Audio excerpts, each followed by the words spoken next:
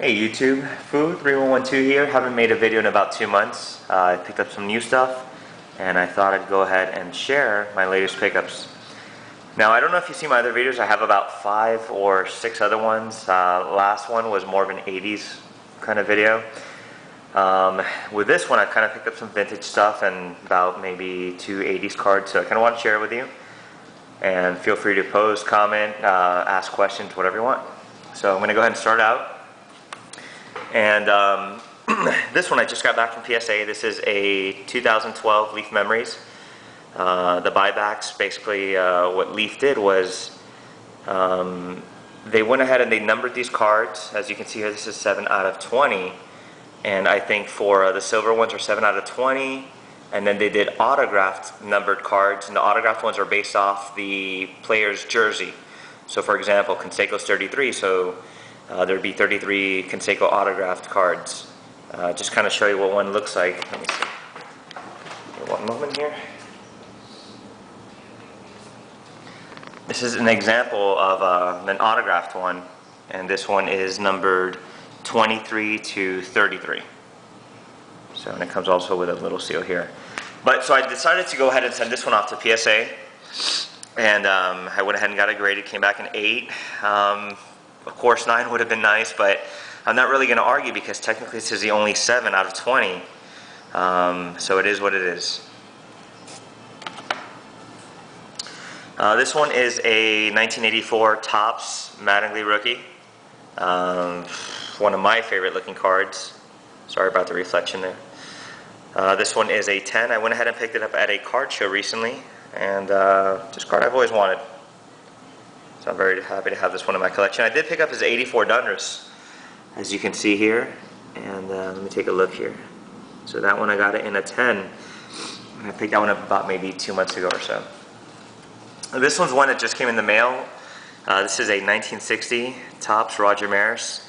The centering on it is just immaculate. I mean, perfect centering, dead on, even in the back as well. Just a great looking card. And this is one of my favorite players. So I am very excited about picking this one up. Again, 1960 Roger Maris, his first year with the Yankees. Let's see. Now, I'm not into football, but this is a card that I've always wanted for football. 1981 Topps Joe Montana rookie. This one is a 9. Seeing how a 10 would probably sell for about $400 to $4,500. I think I'm going to stick with this one, but very nicely centered. Again, Joe Montana 1981 Topps rookie. Really nice looking card. And going back to 1960, this is a Willie Mays card that I recently picked up.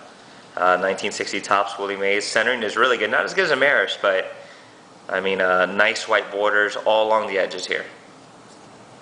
You know, the back is really nice also. Great looking card. And again, 1960 Willie Mays. This is actually the second Mays card I've owned. Another one that I did have was a Mays in a 68. That one came back a 7 and I ended up selling that one. So this is my only Mays at the moment. Speaking of 68, here is Mickey Mantle's second to last card, 1968 Topps.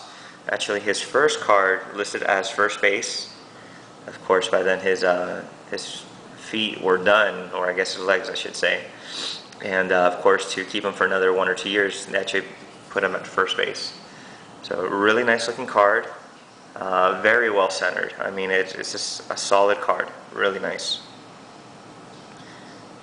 1968 Topps Mickey Mantle. This is actually my second Mantle card that I've owned. I did own a 64, and in that 64 it was OC and I ended up selling it. So I kind of wanted another Mickey Mantle card, but one without a qualifier. And the last card to show is a 1939 play ball Joe DiMaggio. Very strong centering. This is a 4.5. To me it could have looked like a 5 also. I've looked at the 4 and these look better than 4s, and I think that really this could have been a 5. So again, 1939 play ball Joe DiMaggio. And if you're wondering about this price here, that's just the price in SMR. I really don't go by SMR. I go by this company called VCP, which stands for Vintage Card Pricing. And you can actually find them on the net.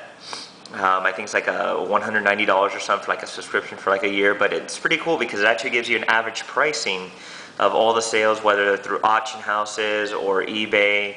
So you really have more an idea of what the card really sells for.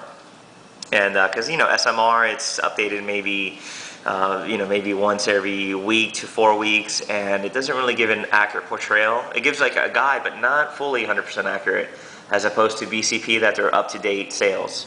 So, but again, here you go, 1939 play ball Joe DiMaggio 4.5, a really nice looking card, again, strong centering.